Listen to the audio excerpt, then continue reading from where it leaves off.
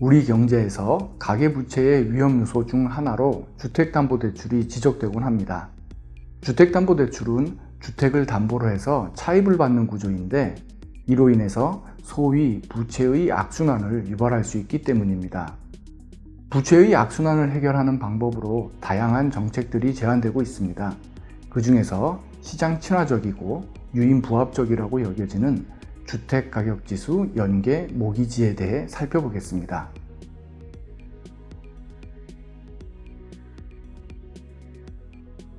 일반적인 주택담보대출을 보면 주택가격의 변동에 따른 손실과 이득 모두를 차입자가 떠안고 있으며 그 효과는 증폭되는 특징이 있습니다.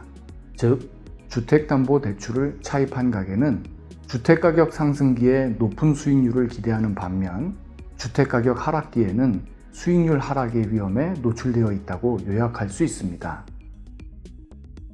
이에 반해 주택가격지수 연계 모기지는 주택가격 상승기에 수익을 일부 포기하는 대신 하락기에는 주택가격 하락에 따른 위험성을 덜어주는 구조로 만드는 것입니다.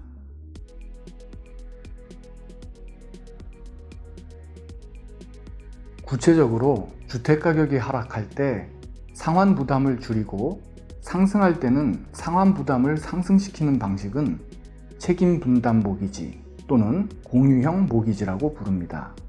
한편 주택가격이 하락할 때에만 상환 부담을 줄이고 상승할 때에는 상환 부담을 상승시키지 않는 방식은 연속적 워크아웃 모기지 또는 풋옵션 결합 모기지라고 부릅니다. 우리나라의 경우 2013년 공유형 모기지, 2018년 신혼희망타운 전용 수익 공유형 모기지 등이 책임 분담 모기지를 활용한 사례라고 할 수 있습니다.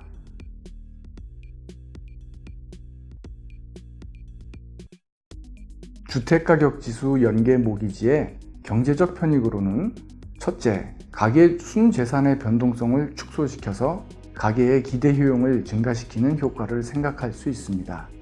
가계의 순재산은 주택의 가치에서 상환해야 하는 부채를 차감해서 계산합니다.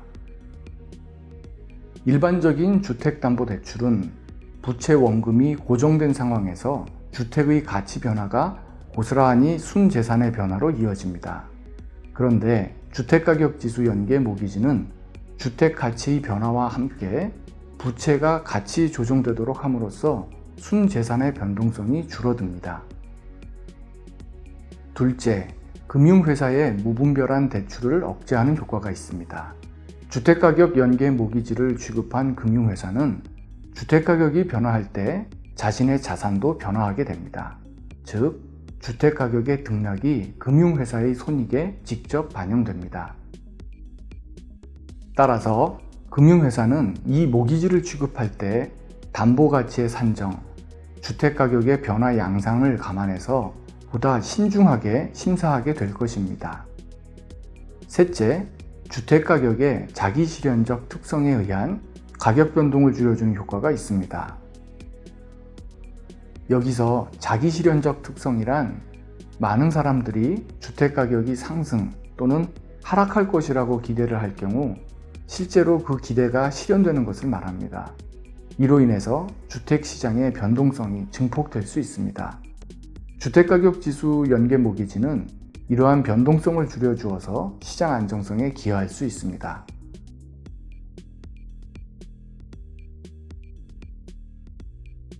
주택가격지수 연계 모기지가 실제로 시장에서 통용되기 위해서는 미리 해결되어야 할 과제들이 있습니다.